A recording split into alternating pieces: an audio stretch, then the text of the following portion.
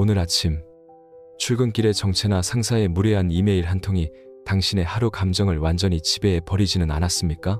가장 중요한 결정을 내릴 때 당신은 기분 내키는 대로 선택합니까? 아니면 올바른 원칙에 따라 행동합니까?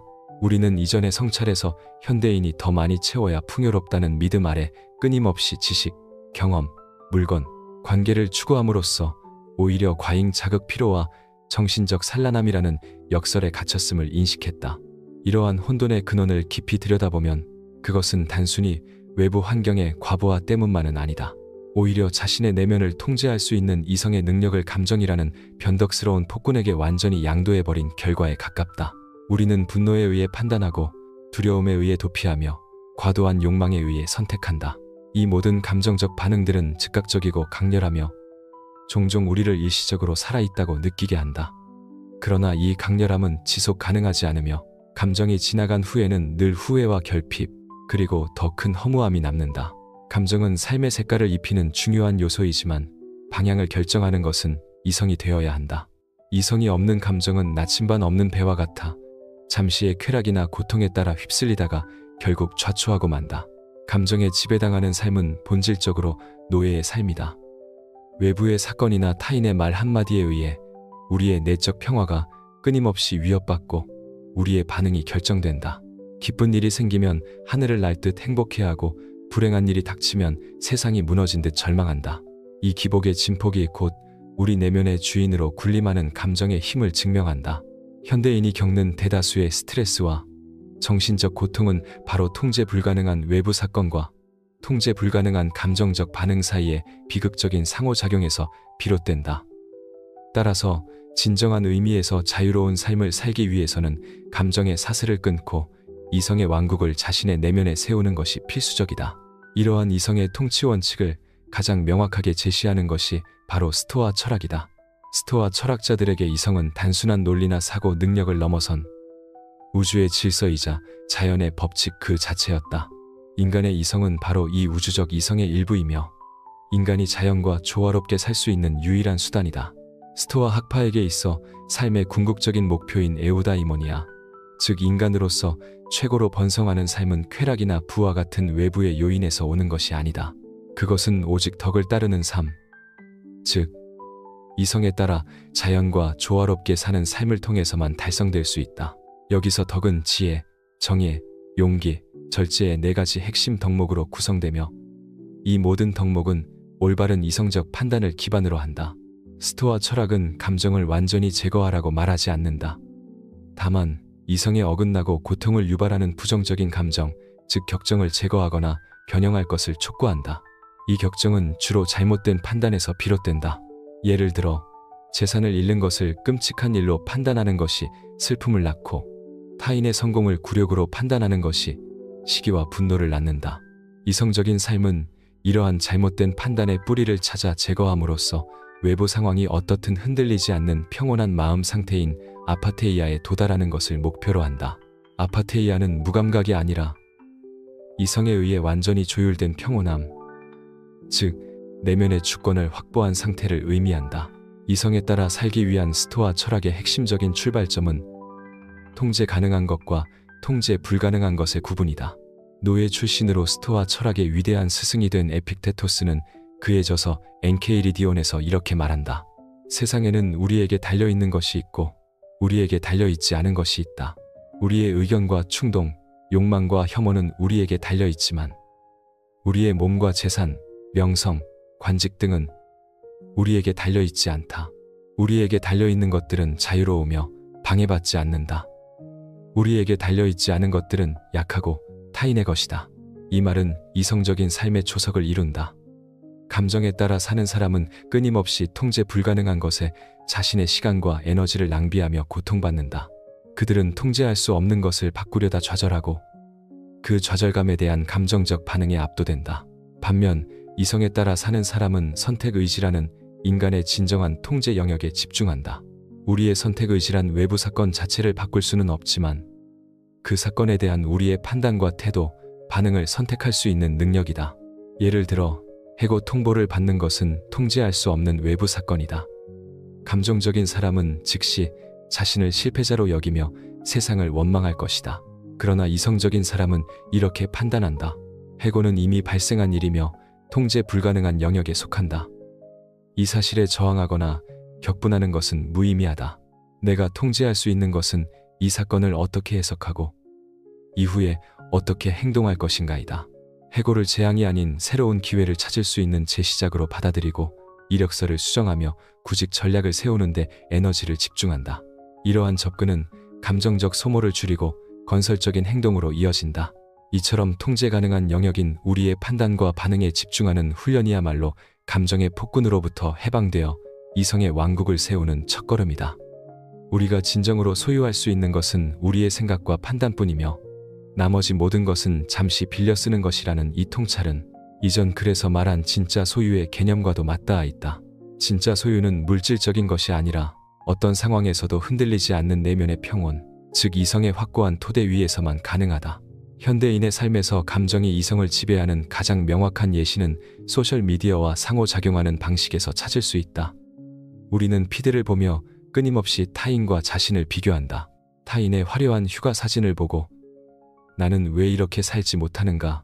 라는 시기심과 불안을 느낀다. 이는 나의 가치는 외부의 성공과 타인의 인정에 달려 있다는 잘못된 판단에서 비롯된다. 타인의 삶은 내가 통제할 수 없다. 내가 통제할 수 없는 것에 에너지를 쏟고 감정적으로 반응하는 것은 이성적이지 않다. 이성은 우리에게 이렇게 묻는다.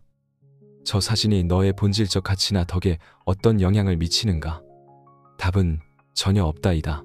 이성은 나의 가치는 나의 성품과 행동에 대한 올바른 판단에 달려 있다고 말하며 외부의 자극에 대한 감정적 반응을 차단한다.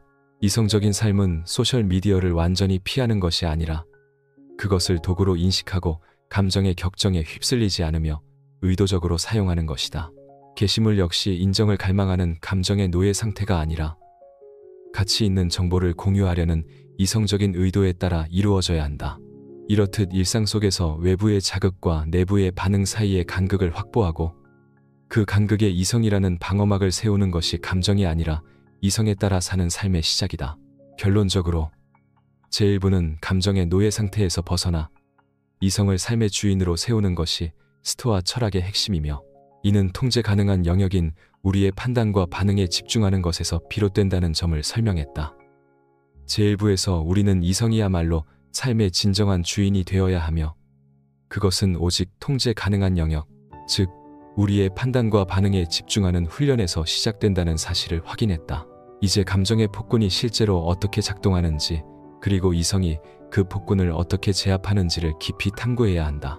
스토아 철학자들은 감정이 외부의 사건 자체에서 비롯되는 것이 아니라 그 사건에 대한 우리의 판단에서 비롯된다고 보았다. 우리가 외부 세계로부터 받는 감각 정보, 즉 인상은 감정이 발생하는 첫 단계이다. 시각이나 청각, 촉각을 통해 어떤 사건이 다가올 때 우리는 자동적으로 반응하려는 충동을 느낀다.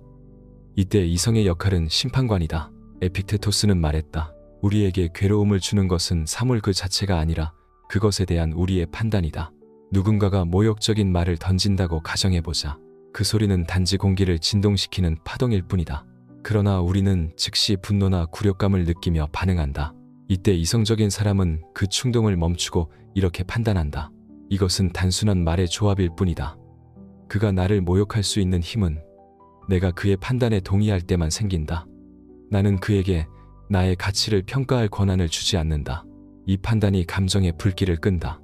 이성은 충동을 제압하고 감정은 자연스럽게 사라진다. 결국 이성적인 삶이란 인상과 판단 사이의 간격을 의식적으로 확보하는 것이다. 감정에 휩쓸리는 사람은 이 간격을 허락하지 않는다.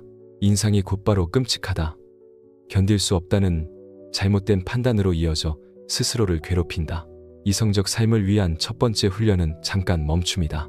강렬한 인상을 받았을 때 즉시 반응하지 않고 멈추는 것이다. 그 짧은 순간 우리는 세 가지 질문을 던진다.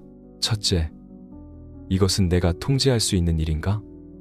통제할 수 없다면 집착을 내려놓고 에너지를 아낀다. 둘째, 이 사건의 본질은 무엇인가? 이를테면 돈을 잃었다는 말은 사실상 종이 조각의 소유권이 바뀌었다는 의미일 뿐이다. 셋째, 이 일이 나의 덕에 어떤 영향을 미치는가? 대부분의 외부 사건은 우리의 덕에 아무런 해를 끼치지 않는다. 오직 우리의 반응만이 덕을 실현할 수 있는 기회가 된다. 이 멈춤의 습관은 감정을 억누르는 것이 아니다. 감정의 뿌리인 잘못된 판단을 교정하는 적극적이고 합리적인 행위이다. 현대인의 가장 흔한 감정적 폭군은 불안이다. 불안은 통제할 수 없는 미래에 대한 두려움에서 태어난다. 재정적 파탄, 건강의 악화, 관계의 실패 등 미래의 그림자를 미리 그려놓고 우리는 스스로를 괴롭힌다. 감정적인 사람은 이것은 일어날 것이다. 나는 감당할 수 없다. 라고 판단하며 공포에 빠진다. 반면 이성적인 사람은 이렇게 말한다. 나는 미래의 경제 상황을 통제할 수 없다. 불안은 통제할 수 없는 것을 붙잡으려는 헛된 몸부림이다. 세네카는 고통을 줄이기 위해 최악의 상황을 미리 이성적으로 상상하라고 했다. 만약 모든 것을 잃는다면 나는 여전히 나 자신을 가진다. 나의 지혜, 나의 정신력, 그리고 다시 일어설 힘은 사라지지 않는다. 이성적인 사람은 불안을 현재로 끌어내린다. 나는 내일의 파탄을 막을 수 없지만 오늘 해야 할 일은 할 수 있다. 이력서를 다듬고 낭비를 줄이고 배움을 이어갈 수 있다. 이 순간 그는 불안을 행동으로 전환한다. 이렇게 우리는 오직 지금의 행동, 지금의 선택만을 통해 평화를 회복한다.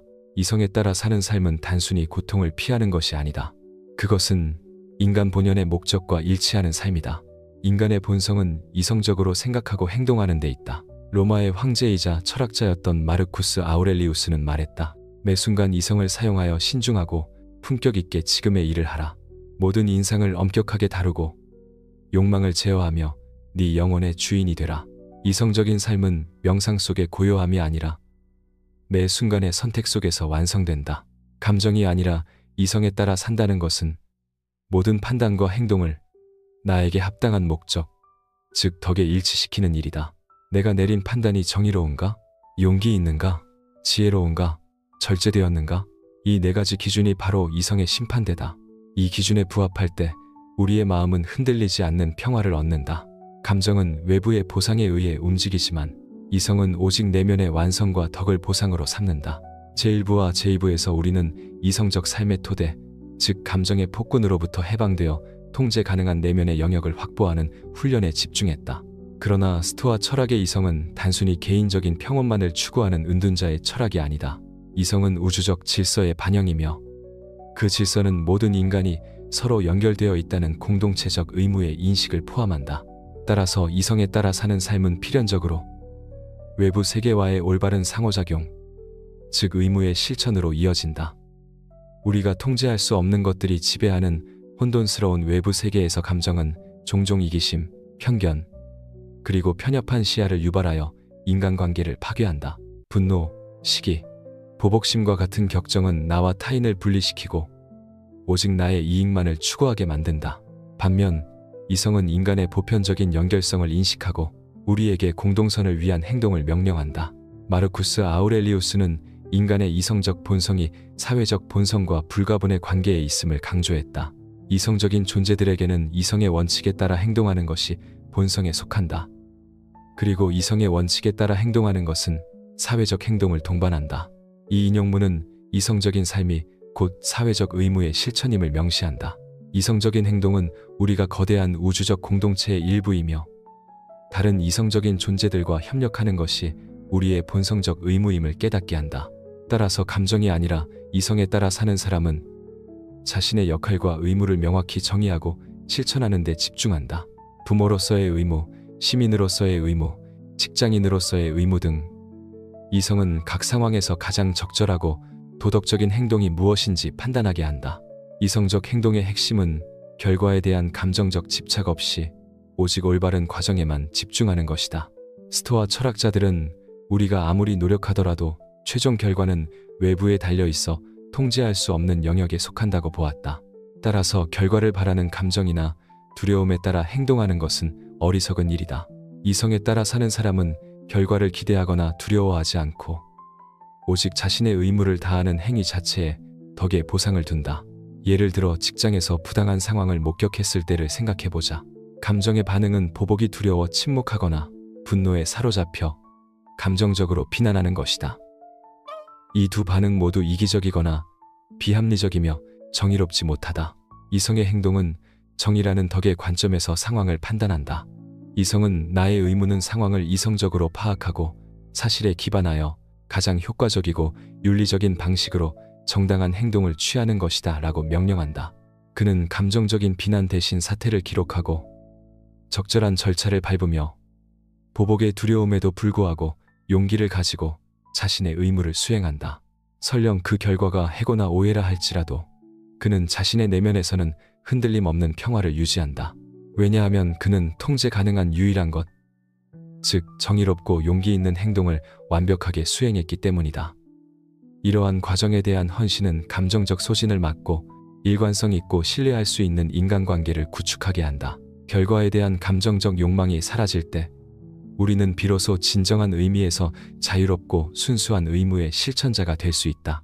인간관계와 사랑에서도 이성의 역할은 절대적이다. 스토아 철학은 우리가 타인에게 느끼는 자연스러운 애정과 우정을 인정하지만 이를 소유와 질투, 의존과 집착으로 변질시키는 감정적 격정을 경계한다.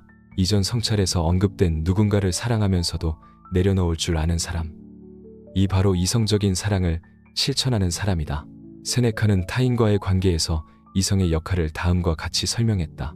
우리가 사랑하는 사람들의 죽음이나 이별로 인해 고통받을 것이라는 두려움 때문에 친구를 사귀는 것을 피해서는 안 된다. 이성은 우리에게 친구를 갖기를 원하지만 그들을 잃게 될 수도 있음을 알도록 준비시킨다. 이 인용문은 상실의 두려움에 굴복하여 고립을 선택하는 비이성적인 행동을 꾸짖는다. 이성은 우리에게 사랑은 본성적으로 좋은 것이지만 모든 외부적인 것은 통제할 수 없다는 현실을 직시하게 한다. 이성적인 사랑은 타인을 내가 소유해야 할 대상이 아니라 함께 이성의 덕을 실천하는 동반자로 인식하게 한다. 상대방의 독립성과 성장을 존중하고 상대방이 나의 기대에 미치지 못하더라도 분노하거나 실망하지 않는다. 왜냐하면 타인의 선택과 행동은 나의 통제 영역 밖에 있으며 내가 통제할 수 있는 유일한 것은 상대방에게 친절하고 지혜롭게 대하려는 나의 의지뿐임을 알기 때문이다. 이러한 이성적 관점은 관계에서 오는 감정적 고통을 최소화하고 깊은 공감과 연민은 유지하되 집착과 의존성은 제거한 순수한 사랑의 형태로 관계를 승화시킨다. 감정이 아니라 이성에 따라 사는 삶은 특히 리더십 상황에서 극명하게 빛을 발한다. 리더가 중대한 결정을 내려야 할 때 감정은 종종 비이성적인 경로로 이끈다. 두려움은 실패할까봐 아무 행동도 취하지 않게 만들고 욕망은 단기적인 이익만을 쫓게 하며 분노나 애정은 편파적인 판단으로 이어진다. 이성적인 리더는 이러한 감정적 인상에 대해 잠깐 멈춤을 적용한다. 그는 지혜라는 덕을 사용하여 모든 정보를 분석하고 정의라는 덕을 기준으로 가장 공정하고 윤리적인 행동을 선택한다. 예를 들어 어려운 구조조정 결정을 내려야 할 때 이성적인 리더는 개인적인 슬픔이나 비난에 대한 두려움을 통제 불가능한 것으로 분류하고 의사결정 과정에서 배제한다. 그의 의무는 회사의 장기적인 생존과 대다수 이해관계자들의 최대선을 위한 최적의 행동이 무엇인지 냉철하게 판단하는 것이다. 결정을 내린 후 그는 용기를 가지고 책임을 지며 인간적인 존엄성을 지키면서 조치를 수행한다.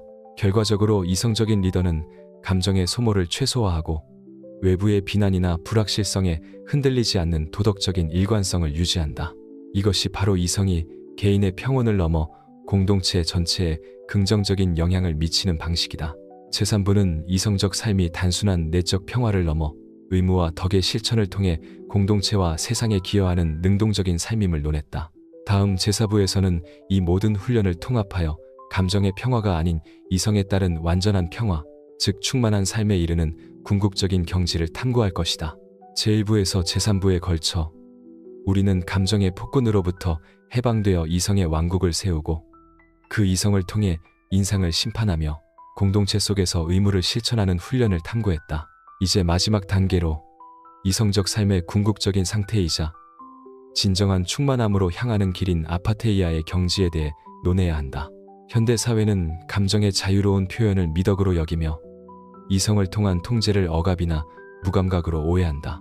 그러나 스토아 철학에서 아파테이아는 단순한 무감각이 아니다. 그것은 이성에 어긋나고 고통을 불러오는 격정으로부터 완전히 자유로워진 상태, 즉 이성에 의해 완벽하게 조율된 영혼의 평온함을 의미한다. 이 경지에 도달한 사람은 외부의 사건에 감정적으로 반응하지 않는다. 대신 그는 오직 이성적으로 선택하고 행동한다. 이것은 외부의 쾌락이나 고통에 따라 마음이 흔들리지 않는 내면의 주권이 확립되었음을 뜻한다. 에픽테토스는 이 궁극적인 자유에 도달하는 유일한 길은 내면의 덕을 유일한 선으로 여기는 것이라 말했다. 그는 외적인 것을 선이나 악으로 생각하는 순간 우리는 운명과 타인의 평가에 종속될 수밖에 없다고 경고했다. 이성에 따라 사는 삶은 오직 내면의 판단과 행동의 질만을 선으로 인정하며 외적인 모든 것에 대한 집착을 끊어낸다. 이것이 바로 아파테이아이며 이 상태에서 비로소 진정한 자유가 찾아온다. 아파테이아는 그 자체로 목적이 아니라 인간으로서 최고로 번성하는 삶, 즉 에우다이모니아를 위한 전제 조건이다. 에우다이모니아는 단순히 행복이 아니라 이성이 자신의 최고 잠재력을 완전히 발휘하는 잘 기능하는 삶이다. 이성적인 삶의 완성은 세 가지 특징으로 드러난다. 첫째, 지속적인 평화. 어떤 상황에서도 내면은 흔들림 없이 고요하다. 둘째, 명확한 판단. 감정의 왜곡이 사라져 모든 인상을 분명하게 인식한다. 셋째, 일관된 덕의 실천. 감정적 동요 없이 오직 보편적인 선을 위해 행동한다. 세네카는 이 상태를 자연과 조화로운 삶이라고 불렀다. 이성이 우주의 질서와 일치할 때 인간은 자연의 일부로서 자신의 역할을 완벽히 수행하며 그 수행 자체가 곧 존재의 충만함이 된다. 감정적 욕망과 집착을 비웠을 때 그 여백은 흔들림 없는 이성적 평화로 채워진다. 이성적인 사람은 실패나 상실의 순간에도 흔들리지 않는다. 감정적인 사람은 실패를 자신의 가치와 동일시하며 절망하지만 이성적인 사람은 결과가 아니라 덕의 실천을 본다.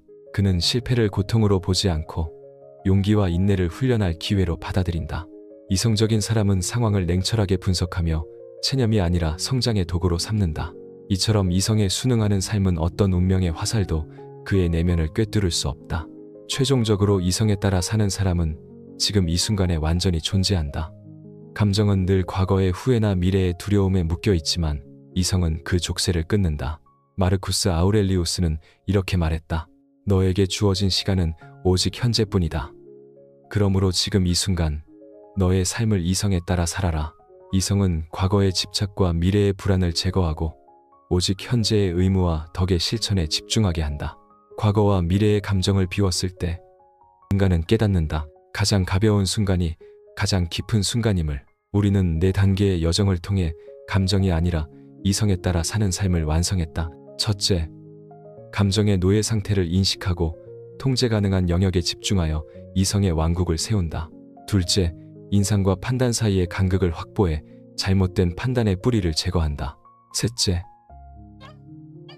이성을 공동체적 의무와 덕의 실천으로 확장의 결과에 집착하지 않고 올바른 과정에 헌신한다. 넷째, 모든 훈련을 통합해 감정의 평화가 아닌 이성의 평화, 아파테이아의 경지에 도달함으로써 진정한 충만함을 얻는다. 이성적 삶은 도피가 아니다. 그것은 인간이 자신의 본성을 완전히 실현하며 가장 존엄하고 자유롭게 사는 용기 있는 선택이다. 우리가 이성을 삶의 유일한 지도자로 삼을 때 비로소 외부의 혼돈 속에서도 흔들리지 않는 영원한 내면의 평화를 얻게 된다.